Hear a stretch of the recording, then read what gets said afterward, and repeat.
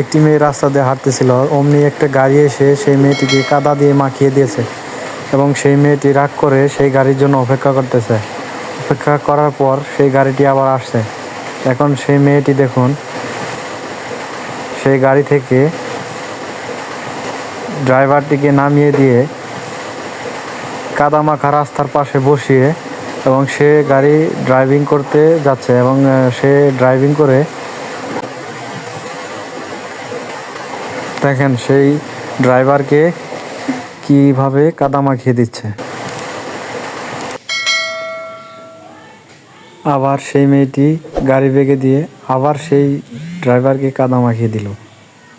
এখন দেখেন আবারও সেই মেয়েটি গাড়ির পিছনে নিয়ে আবার সেই লোকটিকে কাদা মাখিয়ে দিচ্ছে।